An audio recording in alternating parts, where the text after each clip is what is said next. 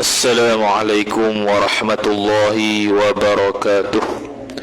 أعوذ بالله من الشيطان الرجيم. بسم الله الرحمن الرحيم. الحمد لله رب العالمين، والصلاة والسلام على أشرف الأنبياء والمرسلين سيدنا محمد وعلى آله وصحبه أجمعين. سبحانك لا علم لنا إلا ما علمتنا إنك أنت العليم الحكيم. ولا حول ولا قوة إلا بالله العلي العظيم. رب اشرح لي صدري ويسر لي أمري واحلل عقدة من لساني يفقه قولي وسدد لساني واهد قلبي بحق نبيك محمد صلى الله عليه وسلم. اللهم أغننا بالعلم وزينا بالحلم وأكرمنا بالتقوى وجملنا بالعافية. نوينا التعلم والتعليم والتذكر والتذكير والنفع والانتفاع والإفادة والاستفادة والحث على التمسك بكتاب الله وسنة رسوله صلى الله عليه وسلم، ودعاء إلى الهدى والدلالة على الخير ابتغاء وجه الله مرضاته وقربه وثوابه سبحانه وتعالى. آمين يا رب العالمين.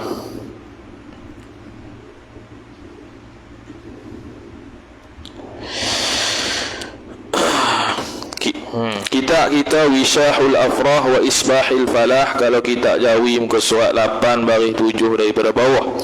Wa qala Syekhul Muallif rahimahullahu ta'ala wa nafa'ana Allah bi'ulumihi wa bi'ulumikum wa bi'ulumi masyayikhina fid darain. Amin ya rabbal alamin. Kata pengarang Asy-Syaikh Muhammad bin Ismail Ad-Dawudi Al-Fatani rahimahullahu ta'ala, kata dia, ambil mana ni, kita ambil 8 daripada bawah lah. Kata dia, dan barang siapa bermudah-mudah dengan sembahyang di dalam berjemaah, diangkat Allah akan barakah daripada usahanya. Jadi sambung perbahasan berkaitan dengan orang yang bermudah-mudah dalam sembahyang berjemaah. Bermudah-mudah dengan makna tidak ada uzur syarak tapi tak mau sembahyang jemaah. Kalau ada uzur syarak boleh, tidak ada masalah dan tidak termasuk dalam kalangan orang yang bermudah-mudah dalam sembahyang berjemaah. Macam mana keuzuran sembahyang jemaah tu? Tu akan datanglah. Dia ada berbelah-belah. Tak tahulah kitab ni sebut ke tak ni. Mungkin sebut lah kot, sebab kitab ni detail. Berkaitan dengan taharah, bersuci dengan sembahyang ni detail lagi daripada Muniyatul Musalli. Kata muallif rahimahullahu ta'ala, dan barang siapa bermudah-mudah dengan sembahyang di dalam berjemaah, diangkat Allah akan barakah daripada usahanya, usaha seseorang. Noktah. Usaha ni pekerjaan lah. Tak mau diangkat keberkatan, makna tidak ada berkat. Tidak ada berkat ataupun kurang keberkatan pada kerja dia, pada usaha buat dia sehari-hari. Bila-bila orang yang bermudah-mudah dalam sembahyang berjemaah. Jadi nak mudah kerja kita, nak barakah kerja kita, nak cepat habis, nak mudah, sembahyang jemaah lah, kecuali ada uzur. Tu. Dan daripada ini untuk lelaki saja. Yang specialnya ialah ni untuk lelaki saja. Adapun perempuan afdal sembahyang rumah. Tu. Dan daripada rezekinya, rezeki seseorang. Rezeki pun tak ada berkat. Bila rezeki tak ada berkat, macam-macam jadi. Dia kerja 20,000 gaji, tapi dia punya hutang 19,000. Balance berapa? 1,000 je. Itu kaya ke miskin tu? Miskin tu. Walaupun gaji 20,000. Sebab dia kena tiap-tiap bulan kena bayar 19,000. Contohlah ni. Jadi keberkatan rezeki tu tak ada. Ataupun dia gaji 20,000. Dia gaji 20,000 awal bulan. Awal bulan dapat, tiba-tiba accident. Kena 5,000. Dah cukup bulan, pertengahan bulan pula pecah tayar pula. Kena 3,000. Contoh ni. Pula sakit pula dah hujung bulan, kena 10,000. Contoh. Tinggal berapa ya? Berapa jadi gitu? Sebab keberkatan rezeki hilang. Macam keberkatan ilmu lah.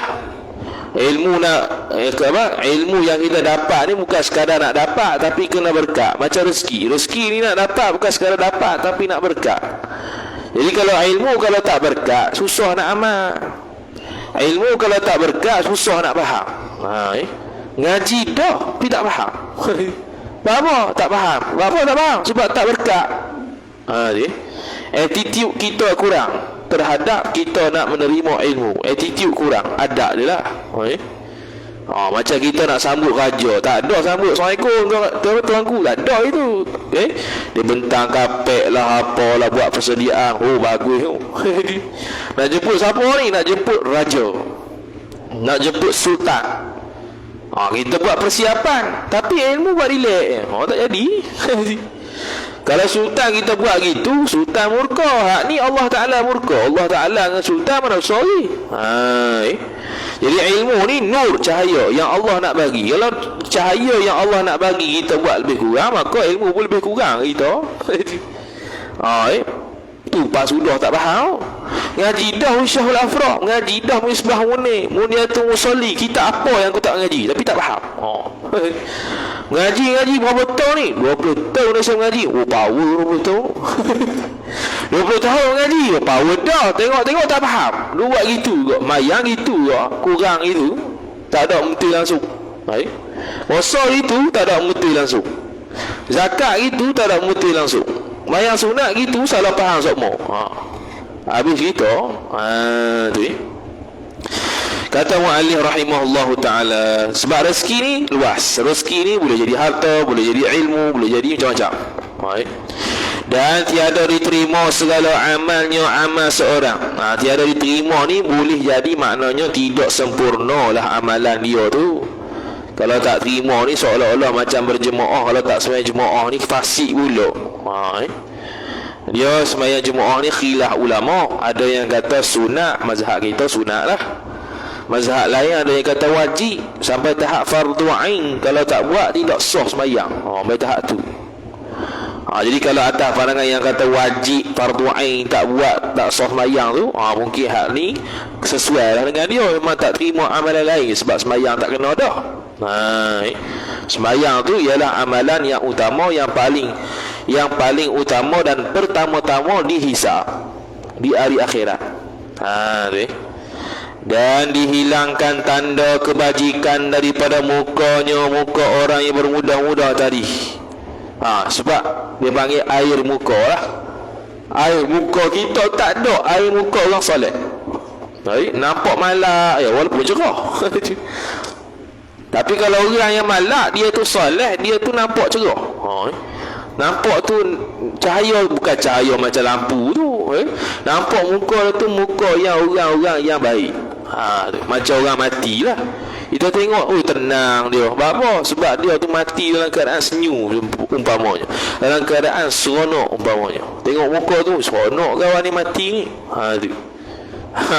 Kita boleh tengok riak wajah dia. Ni Allah Ta'ala tarik keberkatan dan kebaikan daripada mukanya. Dan adalah ia seorang tadi kebencian pada hati manusia. Orang pula tak suka dia, Allah Ta'ala letak. Dan diambilkan rohnya roh seorang, padahal ia seorang lapar lagi dahaga. Bahaya lapar lagi dahaga. Ni orang yang tak jaga sembahyang jemaah, bermudah-mudah. Lapar lagi dahaga ni makna dahaga tu kalau diletakkan minuman air laut pun dia tak akan habis dahaga dia. Satu lautan dunia kalau disumbat dalam minuman, dalam mulut sekali pun tidak akan hilang dahaga. Tu yang kata tak hilang tu. Dan dikeraskan atas soal kubur. Noktah. Dikeraskan, mana apa dikeraskan? Bukan cakap keras, makna dihentam. Dihentam oleh malaikat dengan soalan-soalan kubur. Bahaya. Biasa dihentam dalam Viva ya. Kalau orang ambil PhD tu, dihentam tu kat Viva tu tak apa. Hentam manusia ni, malaikat hentam tak boleh patah balik dah. Kalau Viva tu hentam boleh patah balik lagi. Ada pemutulan. Ni malaikat dah masuk kubur, nak pemutulan apa lagi, dah mati dah. Selesai. Tanggung sampai ke akhirat lah jawabnya. Wal'iyadzubillah. Dan adalah kubur seorang itu sempit lagi kelam. Kelam ni gelap. Gelap yang kelam. Sebab dalam kitab Jawi ni, kelam ni ada dua. Kelam makna gelap, kelam makna tenggelam. Ada dua tu. Dan dikeraskan atas seorang yang tak semayang ataupun bermudah-mudah semayang jemaah tadi pada hisab pada hari kiamat. Dikerah makna dia, Allah Ta'ala hisab dia dalam keadaan adil sungguh. Kira satu-satu, tak ada diskaun. Satu. Ni time ni kamu buat maksiat, time ni kamu tak semayang, kamu tinggal semayang jemaah. Time ni kamu buat baik, time ni kamu buat jahat pula. Dia satu-satu detail. Tu dikeraskan. Dan dimurka Tuhan atas seorang, dan disiksakan dia kan orang tu dia tadi dengan masuk neraka. Sampai masuk neraka. Kalau masuk neraka ni atas dasar pandangan yang mengatakan sembahyang berjemaah tu fardu ain, terimalah sebab dia panggil dosa. Tapi kalau mazhab kita ni sunat, dia tak sampailah dia tu dosa dah. Tak sampai tahap dosa.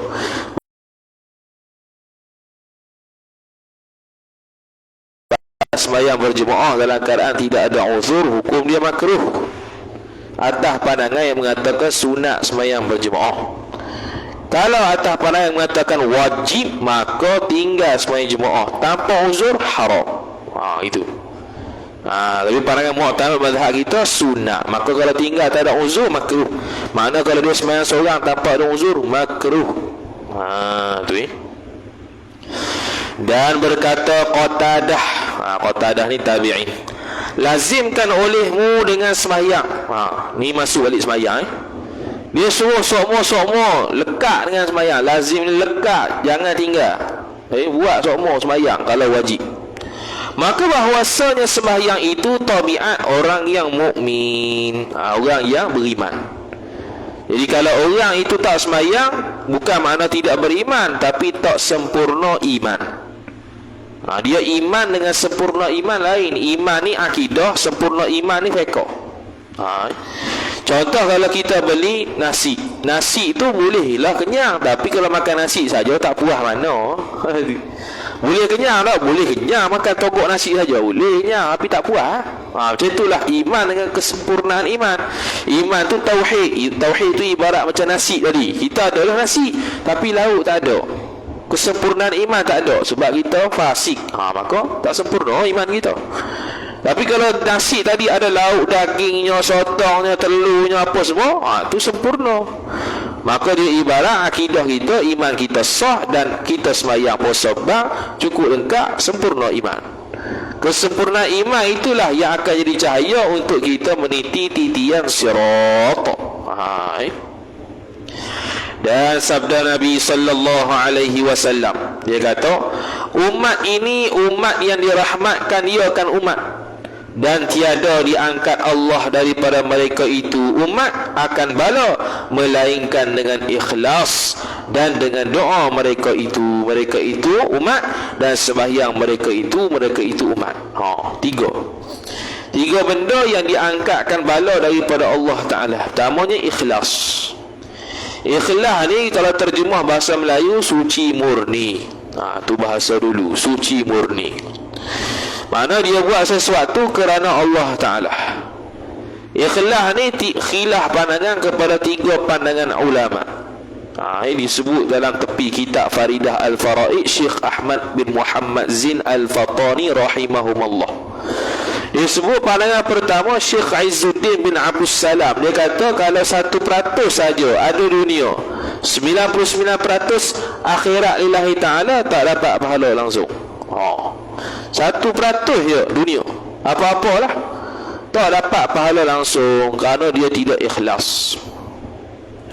Pandangan kedua, Syekh Ibnu Hajar Al-Haytami rahimahullah, dia kata kalau 1% itu amalan baik, 1% itu akhirat, 99% dunia, dia hanya dapat pahala 1%. Sebab hak tu yang ikhlas. Kalau 25% lah. Kalau ikut yang pandangan pertama tak dapat dah. Ni pandangan kedua dapat qadar dia ikhlas. Dia ambil dalil daripada Al-Quran surah Az-Zalzalah, faman ya'mal mithqala dzarratin khairan yarah wa man ya'mal mithqala dzarratin syarran yarah. Siapa yang beriman walaupun sebesar zarrah, sebesar atom, akan dikira. Maka kalau 1% 1% ya, 1% dah dapat pahala. Tu pandangan kedua. Pandangan ketiga, pandangan Mu'tamad, pandangan Imam Al-Ghazali rahimahullahu ta'ala. Dia kata, tengok, kalau lebih dunia tak dapat langsung, kalau lebih akhirat dapat qadar dia. Contoh, kalau lebih akhirat 60% dunia, 40% akhirat, tak dapat pahala. Tapi kalau 60% akhirat, 40% dunia, maka dapat pahala qadar 60%. Ikhlas dia. Tu ikhlas.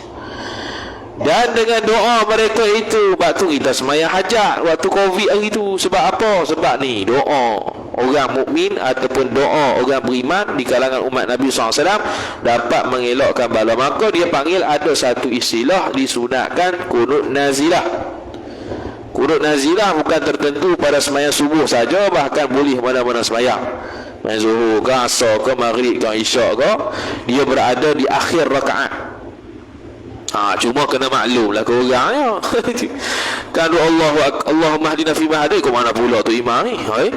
Maya zuhur, bukan maya zuhur ke dah. Maya insya Allahumma hdina fi ma hadai. Dia sembahyang dia buat kunut nazilah lah tu. Cuma dia terlupa maklum. Jadi kena maklum sepatut. Kalau dah habis cerita, makmum belakang mufaraqah belakang. Sebab apa tu imam terlupa? Bukan terlupa. Kawan tu terlupa nak kabur ada kunut nazilah. Takkan dia nak batal sembahyang dah 4 rakaat dah. Jadi kita pun kena belajar, kita tahu. Ni kunut ni bukan kunut tersilap ni kunut nazilah ni. Tersilap tu imam ni tak bagi tahu tadi. Kita pun terus sembahyang dengan mufaraqah lalu. Ni mufaraqah lalu.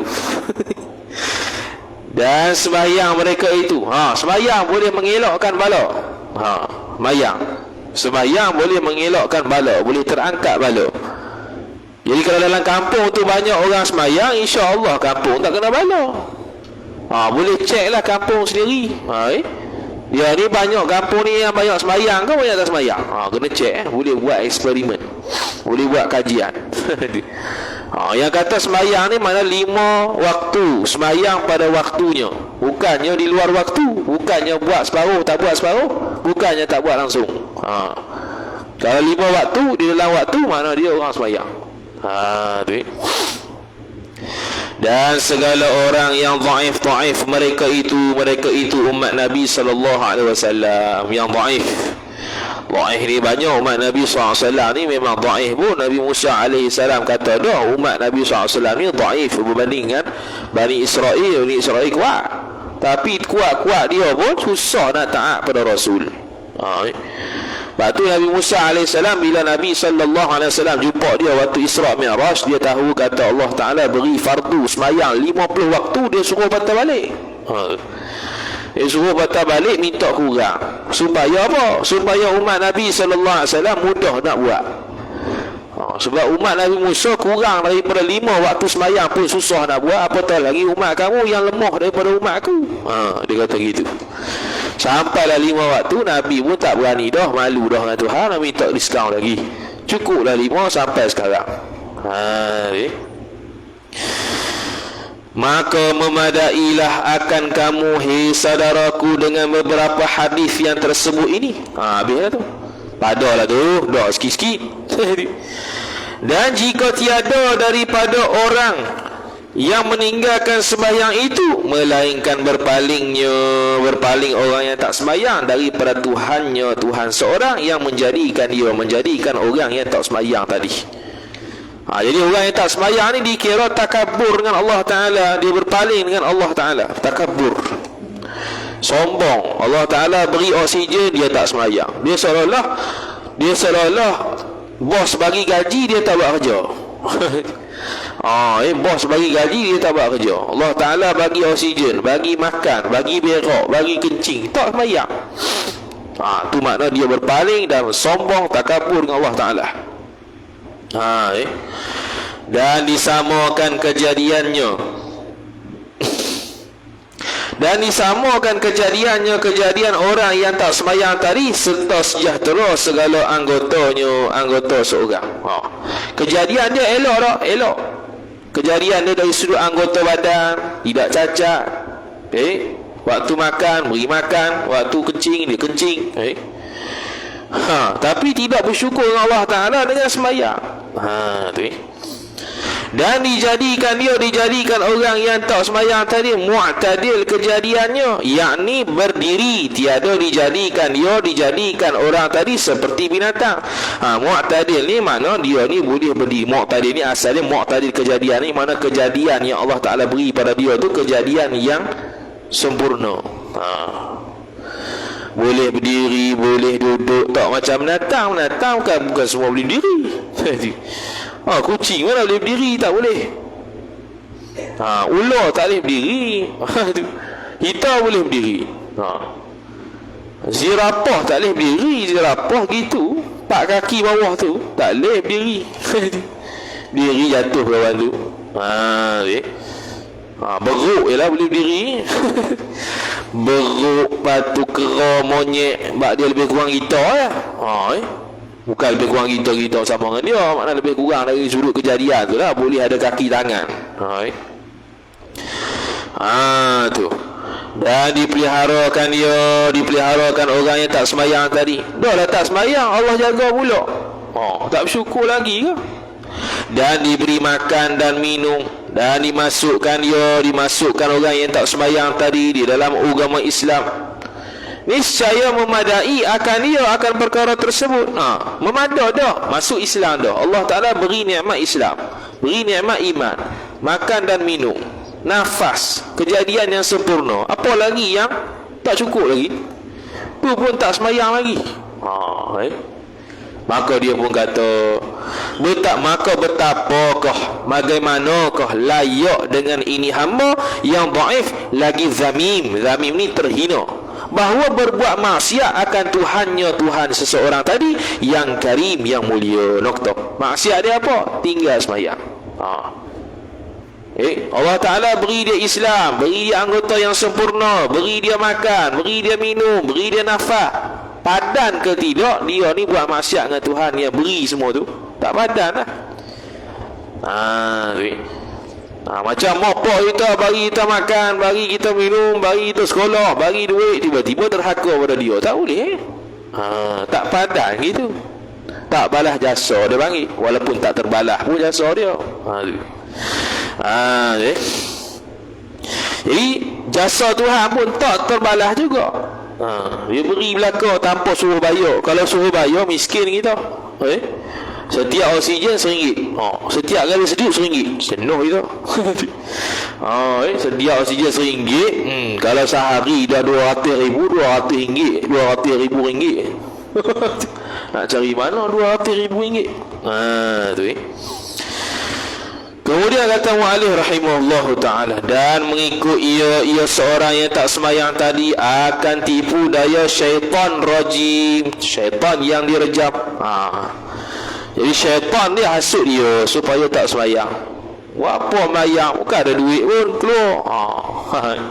Apa-apalah dia hasut sampai orang tak semayang. Cuba tanya lah sekali orang tak semayang, apa tak mau semayang? Tanya orang sekali sebab apa. Ataupun dia ni semayang tapi tak ada waktu sokmo. Pelik aku. Tanya dia juga, dah sebab apa? Sebab kerja. Mana kerja lagi penting pada Tuhan lah.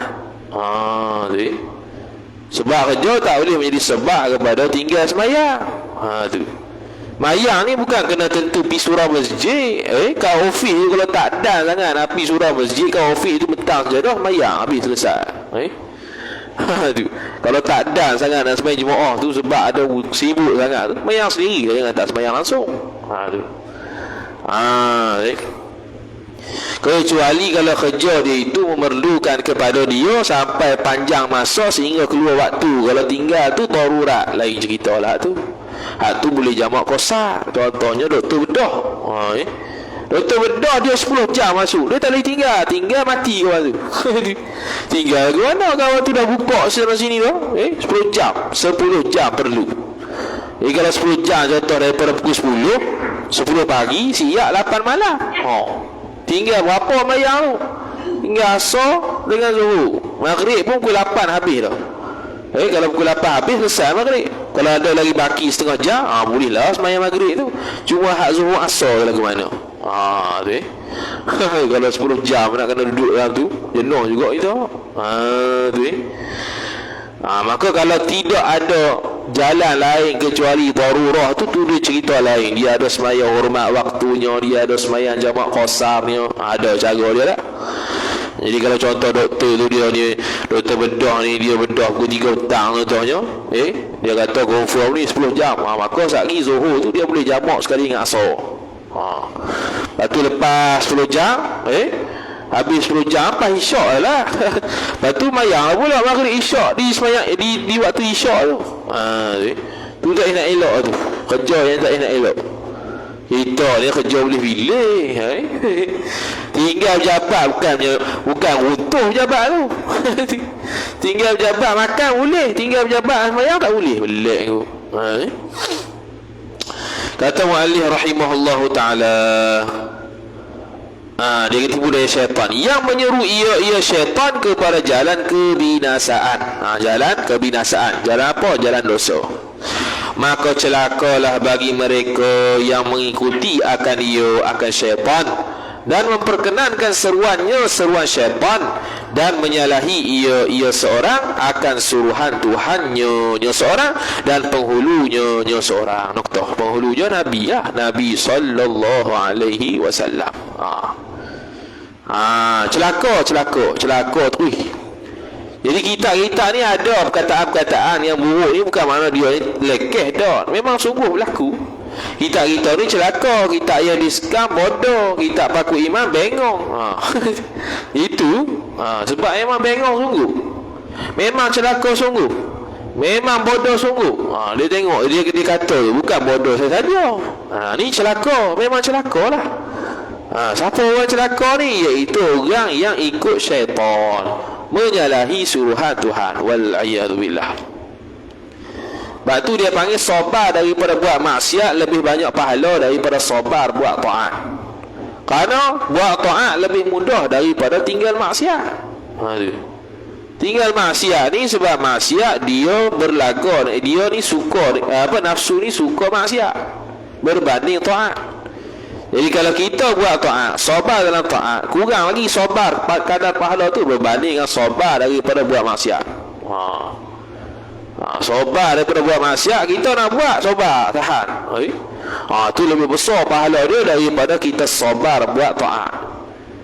Contoh semayang letih dah selalu dah buat, lega dah, tak apa dah. Mudah dah. Puasa Ramadan awal-awal budak-budak dulu rasa susah lah tak ada apa dah, rasa biasa. Ramadan puasa. Haji umrah letih lah. Haji umrah kena pergi sana pergi sini, kena kumpul duit 40,000 lah. Lepas tu pergi sana tawaf pula, sa'i pula, doa Arafah, letih. Sabar kita. Sabar itu tak sampai tahap sabar buat maksiat. Sabar daripada buat maksiat tu lagi tinggi. Dan sabar daripada bala lagi tinggi. Lagi tinggi pahala dia. Sebab dia menerima kesusahan. Itu lebih besar pahala dia daripada sabar daripada maksiat dan sabar buat taat. Tu. Kata muallif rahimahullah, tu disebut dalam kitab Syekh Nawawi, Syekh Zainuddin Al-Malibari rahimahullahu taala. Kata muallif rahimahullah subhanahu wa ta'ala, berkata, maka apakah sejahat-jahat dan sekeji-keji pekerjaannya seorang dan usahanya seorang? Apakah sejahat-jahat dan sekeji-keji pekerjaan dan apakah sebesar-besar balanya? Maka apakah sekecil-kecil batinnya? Batin ni hati, dan sirnya seorang hatilah. Kok mana sampai tak atas semayang, sampai ikut setan. Jahat sungguh usaha pekerjaan dia, jahat sungguh hati dia. Keji sangat kau. Kotor sangat kau hati tu. Jahat sangat kau perbuatan dia sampai tak semayang ni. Maka bersegeralah olehmu, hai saudaraku, dikurniakan rahmat akan kamu oleh Allah tatkala mendengar kamu orang yang kepada taat Ar-Rahman. Ar-Rahman tu Allah. Maka diperseru pada kita supaya dikurniakan Allah Ta'ala rahmat bila tatkala mendengar kamu orang yang kepada taat, yakni orang yang buat taat. Bila orang yang buat taat, kita dengar dia buat taat, mudah-mudahan dia dikurniakan rahmat. Jadi orang yang buat taat dikurniakan rahmat Allah Ta'ala, dikurniakan redha Allah Ta'ala.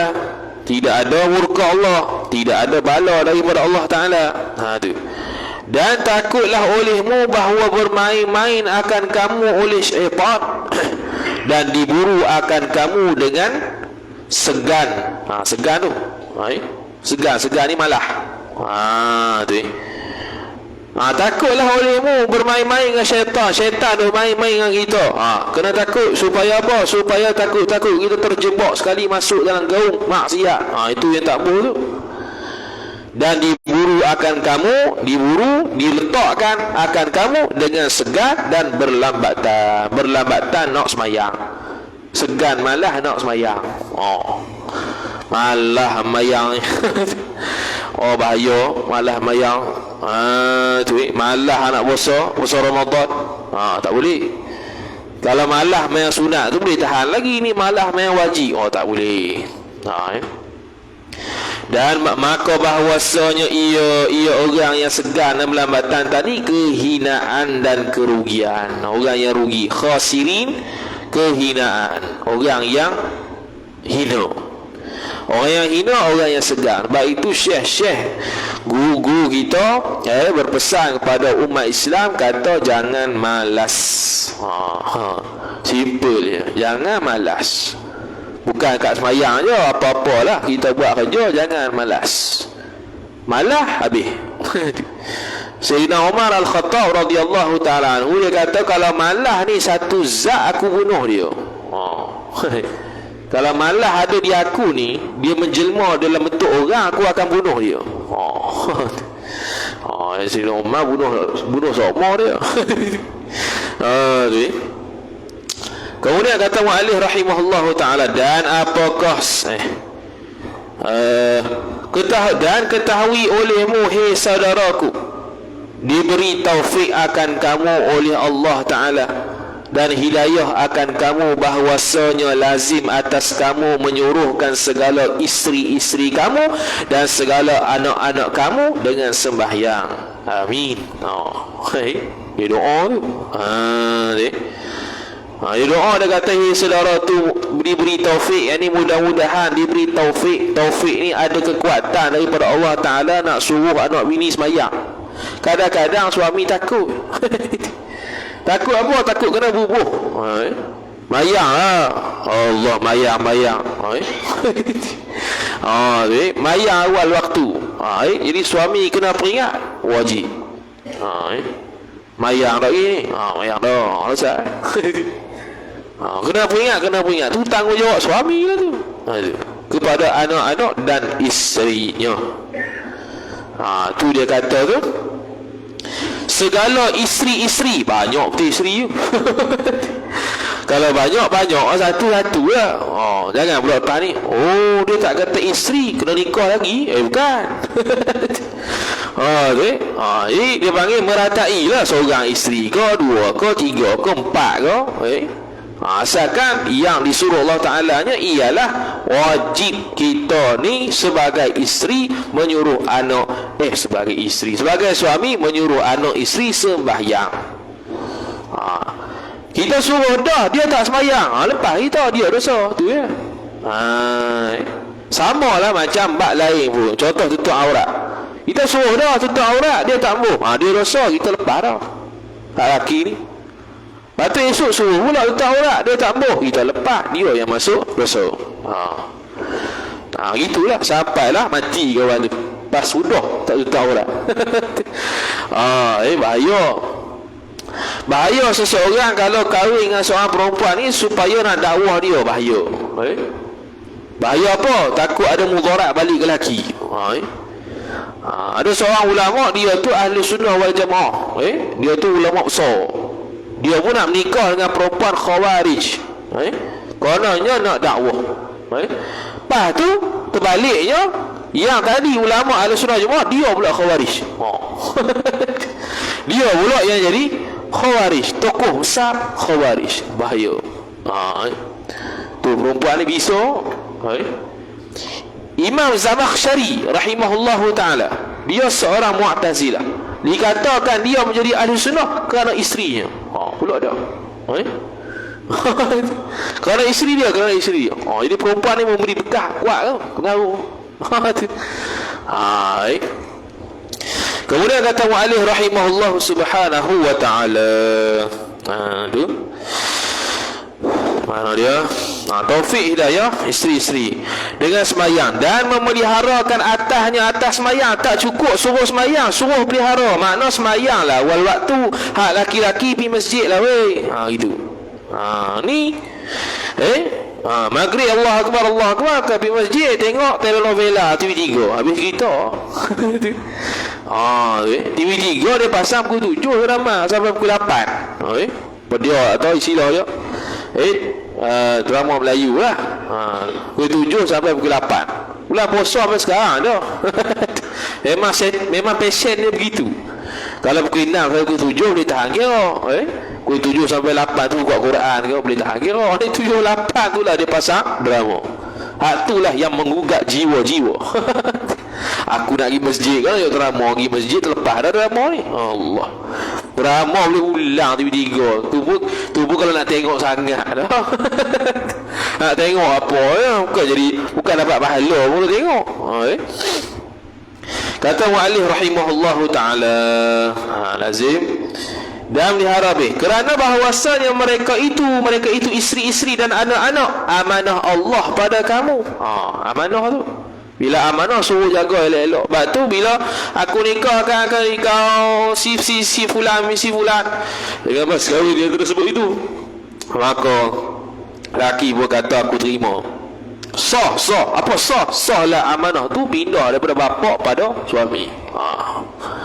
Jadi segala perkara yang berkaitan asalnya pak yang tanggung, sekarang ni suami pula.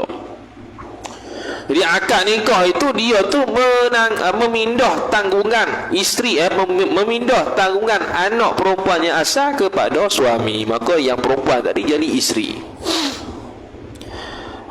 Jadi bukannya kahwin ni seronok-seronok saja, dia ada amanah dia yang perlu dijaga.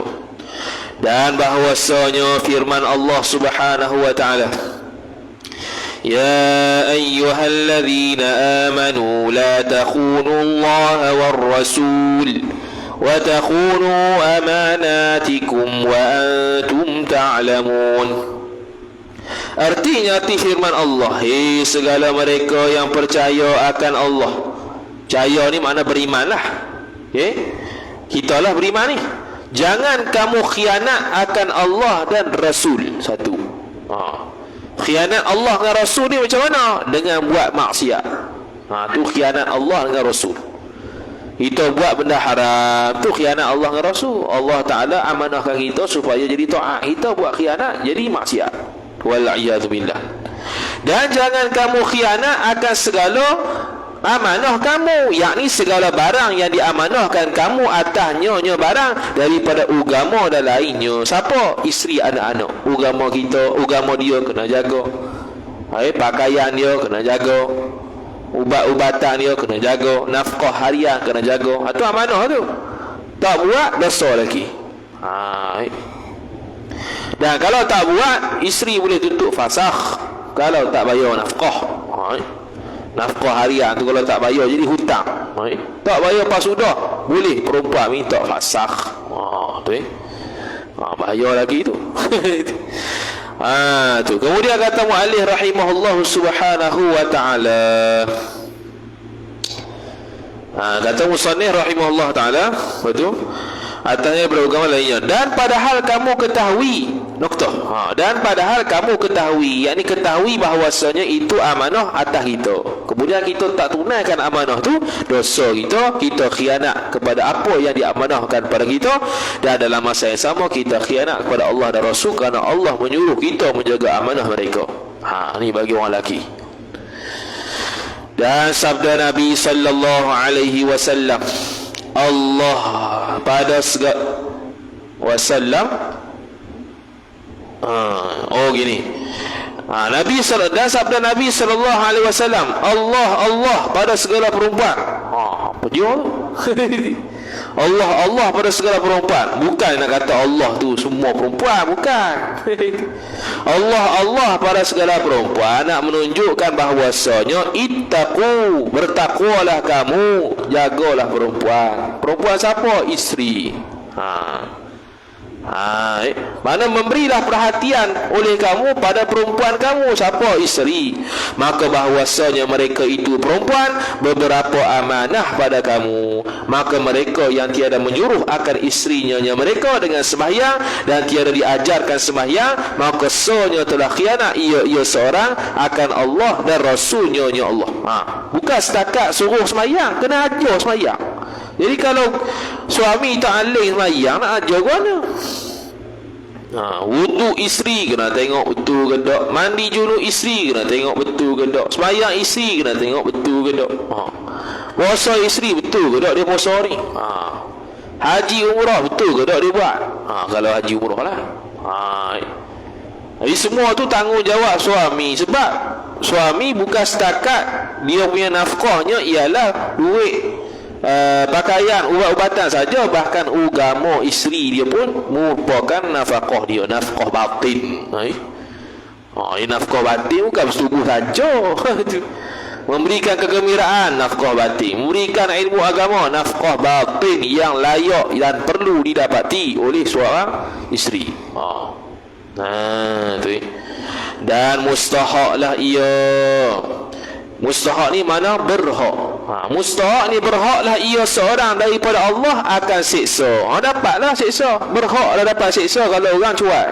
Kerana bahawasanya tiada mengikut ia seorang tadi akan firman Allah Ta'ala, wa'mur ahlaka bis-salah wastabir 'alaiha la nas'aluka rizqa nahnu narzuquk wal 'aqibatu lit-taqwa. Dia dah sebut dah makna dulu, dia tak sebut dah.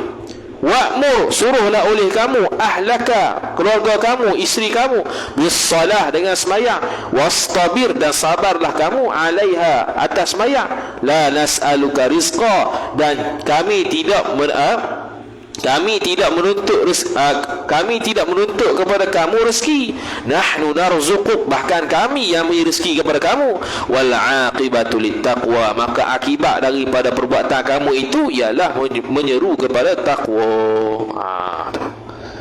Maka makna ayat telah terdahulu sebutnya, tadi kita sebut dah.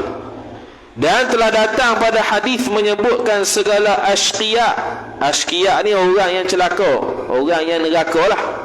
Dan disebutkan setengah daripada mereka itu asyqiya, orang yang masuk neraka ni akan laki-laki yang tiada menyuruh akan isterinya laki-laki dengan sembahyang. Jadi tu laki yang tak suruh sembahyang ni boleh jadi masuk neraka. Tu lelaki yang tak menyediakan kepada isteri ilmu fardu ain boleh masuk neraka. Mana boleh tuntut isteri tu di akhirat, kenapa dulu kamu tak ajar aku atau tak bawa aku ke tempat majlis ilmu. Tu dia tiga ya. Pertama, kalau suami itu alim, wajib belajar, wajib ajar. Dan kalau tak alim, dua, sama ada kita pergi hantar isteri ataupun kita mengaji balik kita ajar isteri. Tiga. Salah satu tu perlu buat, tak buat dosa. Ilmu apa ni? Ilmu fardu ain, bukan ilmu masak. Ilmu masak tak fardu ain, tak tahu masak pun tak apa, tak mati je.